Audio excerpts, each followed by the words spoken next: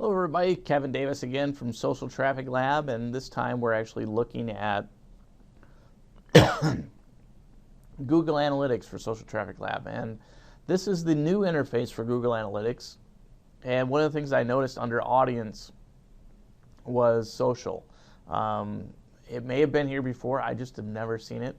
And I have seen some news articles I've been posting in the Facebook group as far as some changes happening in the new interface, as well as social engagement being really at the top of their game. So it's under audience, and then under social, you can then see here it identifies the number of not socially engaged and those that are socially engaged.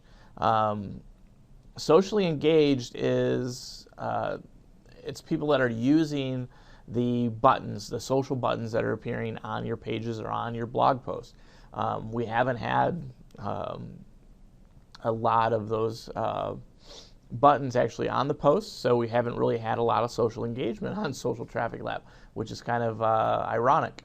But if we look at the engagement, it then tells us how many were, and then you can look at the number of pages that they visited.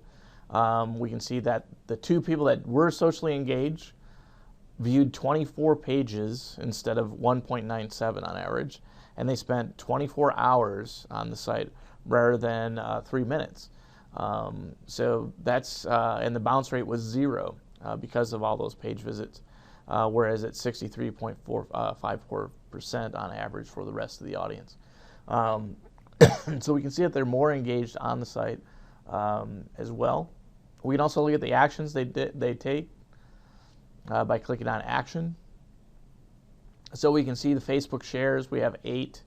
Add to any, delicious is 1. Add to any, Evernote is 1 as well. And I believe we had, well, there's 8 interactions today, which is actually new. I just added some different things on the post today, so those are just happening today. If we look at pages, we can then see where those actions were also. Here we can see the Facebook share, we can see the add to any, and we can see the add to any over Evernote and Delicious. So this is actually tracking engagement on this case with our contest burner giveaway. That's what this is. This is a person's profile, and they're sending traffic back to that. So that's cool to be able to see that. The other thing I wanted to talk about was advanced segments. So that's it for the social section that I mentioned in the earlier video. What we're going to do now is we're going to actually create an advanced segment. So up here on the drop-down list is advanced segments, so you can filter the data based on these different segments. We have search traffic, direct traffic, referral traffic, visits with conversions, visits with transactions. Looking at only mobile traffic, but there isn't a social media traffic here. So what we're going to do is we're going to create a new custom segment by clicking on New Custom Segment. We are then going to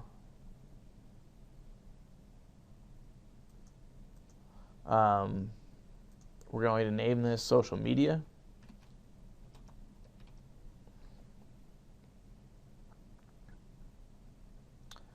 And let me pause this a second while I figure this. Okay, we're back recording.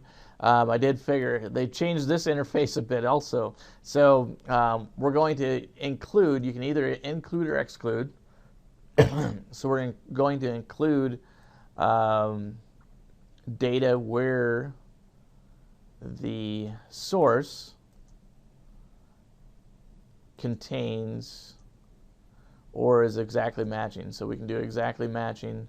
It'll actually load up the different sources, or it's supposed to. So we can say facebook.com,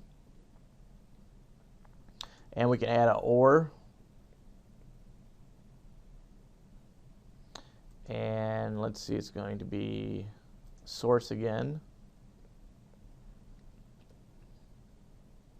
And it's going to be exactly matching the mobile Facebook. And we'll add another OR. Source exactly matching. See if Twitter shows up.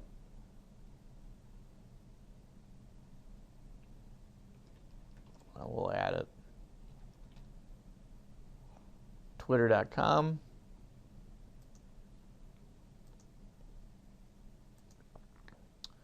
And source.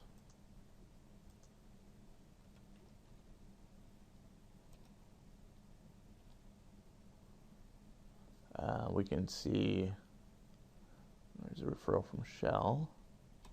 Let's say YouTube. So there's the mobile YouTube.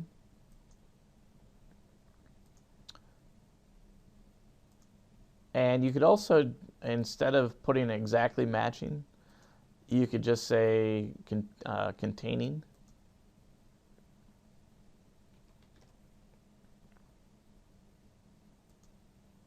And we could just say, well, if we say containing youtube.com, that's actually going to be just the mobile. And so, like with this one where we have exactly m.facebook.com, we can get rid of that, and we can say containing facebook.com as well. We can then, if we didn't want to add anything else, we can then preview the segment.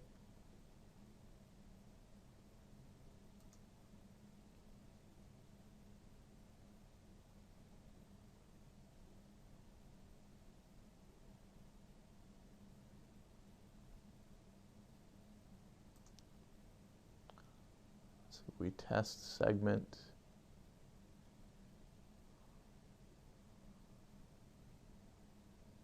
It's loading. This interface is brand new, so I've been having problems getting into it. So if you do have a problem getting into it, you might need to switch browsers.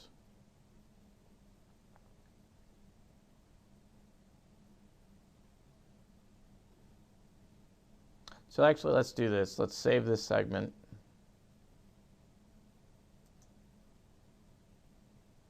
So now the segment is saved.